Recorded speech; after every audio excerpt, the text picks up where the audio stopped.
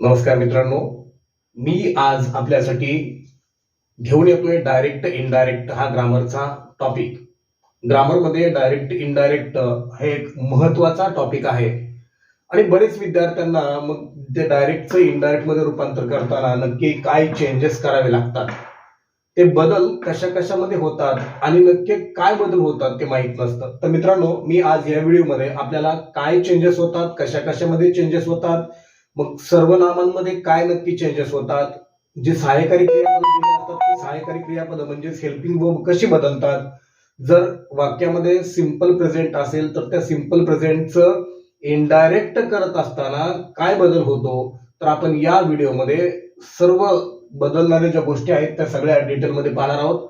तर आपण हा व्हिडिओ शेवटपर्यंत पहा, म्हणजे आपल्याला की डायरेक्टचं वाक्य दिलं असेल तर इनडायरेक्ट मध्ये कसं बदलायचं ते आपल्या लक्षात येईल. आपण जर या चॅनलमध्ये नवीन असाल तर या चॅनलला सबस्क्राईब करा, लाईक करा, शेअर करा आणि बेल आयकॉनचं बटन आहे ते प्रेस करा, जेणेकरून आम्ही तुमच्यापर्यंत असे नवनवीन व्हिडिओज घेऊन येऊ. आणि चला तर मग विद्यार्थी मित्रांनो, आता हे जे बदल आहेत ते आपण बदल पाहूया. हे बदल तुम्ही तुमच्या मनामध्ये कोरून ठेवा. हे आपल्याला बदल असे करायचे आहेत आणि हे बदल केले तरच आपलं वाक्य 100% ग्रॅमॅटिकली करेक्ट असेल आणि आपल्याला परीक्षेमध्ये मार्क मिळतील. अदरवाईज आपल्याला परीक्षेत मार्क मिळणार नाहीत आणि त्यामुळं आपल्याला हे बदल लक्षात ठेवावेच लागतील. चला तर विद्यार्थी मित्रांनो, आपण या व्हिडिओमध्ये वर्ब्स कसे बदलतात ते पाहूया आणि कोणता वर्ब कोणत्या सब्जेक्ट म्हणजेच कर्त्याच्या समोर वापरायचं ते पाहूया.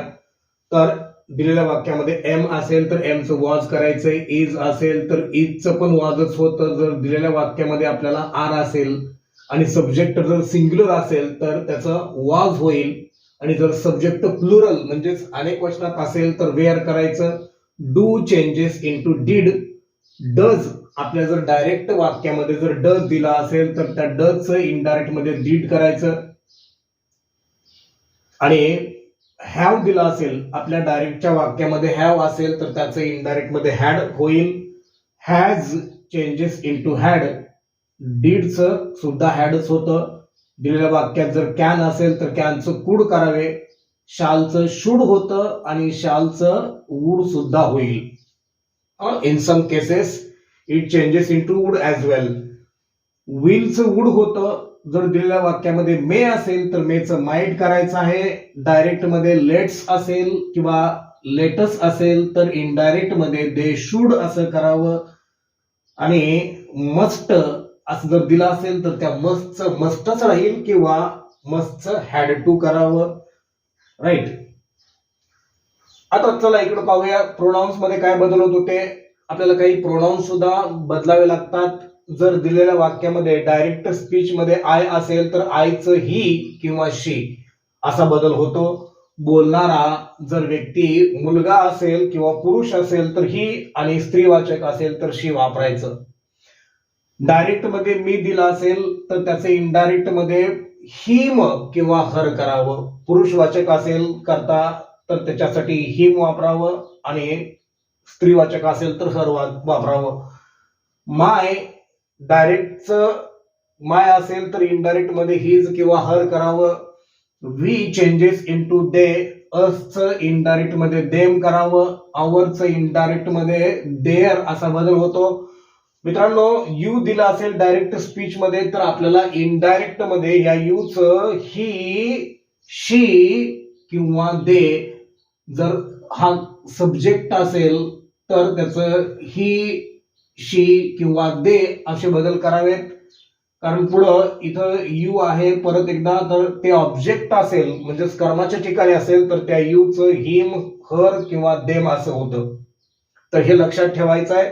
जर यू सब्जेक्टच्या ठिकाणी असेल, ऍज अ सब्जेक्ट वाक्याचा कर्ता असेल तर त्याचं ही किंवा शी किंवा दे असं येईल आणि जर ते ऑब्जेक्टच्या ठिकाणी असेल तर त्या यूचं हिम, हर किंवा देम असे चेंजेस करायचे आहेत.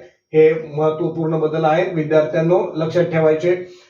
युवर दिला असेल तर युवरचं इनडायरेक्ट मध्ये हिज किंवा हर किंवा देअर असा बदल होतो, हेही लक्षात ठेवा. युवर सेल्फ असेल तर युवर सेल्फचं इनडायरेक्ट मध्ये हिमसेल्फ किंवा हर सेल्फ किंवा देमसेल्व्स अनेक वचन जर करता असेल तर त्याच्यासाठी देमसेल्व्स वापरायचं आहे. मायसेल्फ जर डायरेक्ट वाक्यामध्ये असेल तर इनडायरेक्ट मध्ये त्याचं हिमसेल्फ करावं, आणि आवर सेल्फ दिला असेल तर त्या आवर सेल्फचं इनडायरेक्ट मध्ये देमसेल्व्स असा बदल करायचा आहे. तर अशा प्रकारचे बदल आपल्याला करायचे आहेत आणि हे बदल आपल्याला मॅन्डेटरी आहेत, कंपल्सरी आहेत. वाक्य जर रिपोर्टिंग वर्ब जर पास्ट टेन्स मध्ये असेल तर आपल्याला हे बदल करावे लागतात. चला तर विद्यार्थी मित्रांनो, डायरेक्टचं इनडायरेक्ट मध्ये करताना काही ऍडव्हर्ब्स पण बदलत असतात, तर ते ऍडव्हर्ब्स मध्ये बदल करणं अनिवार्य आहे. जर आपल्याला हिअर दिला असेल तर हिअरचं इनडायरेक्ट मध्ये देअर करायचं. डायरेक्ट मध्ये नाव असेल तर इनडायरेक्ट मध्ये देन करायचं. सो डायरेक्ट मध्ये असेल तर त्याचं हेन्स करायचं. Today changes into that day. तसंच सो दिला असेल तर सोचं इनडायरेक्ट मध्ये हेन्स किंवा देअरफॉर होईल. टुमारोचं द नेक्स्ट डे होईल. Yesterday changes into the previous day किंवा द डे बिफोर. जर डायरेक्ट मध्ये धस असेल तर त्याचं सो करावे. Tonight changes into that night.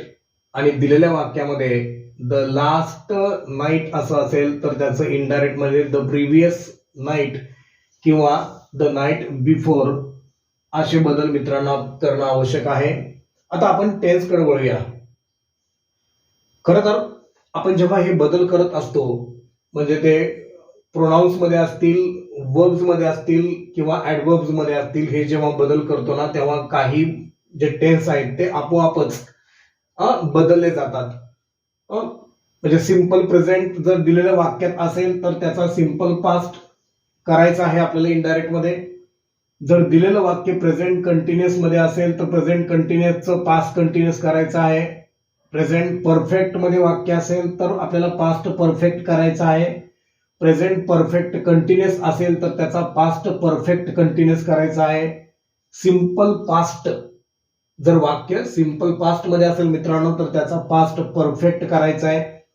आणि दिलेलं वाक्य डायरेक्ट स्पीच मधलं वाक्य जर पास्ट कंटिन्युअस मध्ये असेल तर मित्रांनो लक्षात ठेवा की त्या पास्ट कंटिन्युअसचा आपल्याला पास्ट परफेक्ट कंटिन्युअस मध्ये बदलायचं आहे. जर दिलेलं वाक्य पास्ट परफेक्ट मध्ये असेल, पूर्ण भूतकाळात असेल, तर त्या वाक्याचा काळ बदलत नाही. पूर्ण भूतकाळाचं वाक्य पूर्ण भूतकाळात आहे तसंच ठेवायचं आहे. मात्र जे काही प्रोनाउन्स असतील त्याच्यामध्ये बदल करावा लागेल.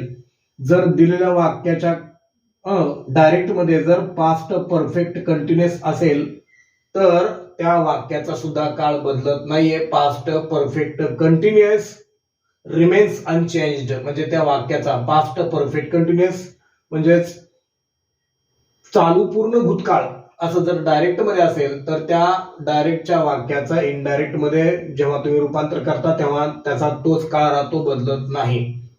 तर असे काही चेंजेस आहेत विद्यार्थी मित्रांनो. आपल्याला डायरेक्ट टू इनडायरेक्ट मध्ये वाक्य कशी बदलायची याच्या अगोदर आपल्याला हे जे काही बदल आहेत ते बदल पाहणं गरजेचं आहे. या बदलांशिवाय आपल्याला ही वाक्य डायरेक्ट इनडायरेक्ट मध्ये बदलता येणार नाहीत.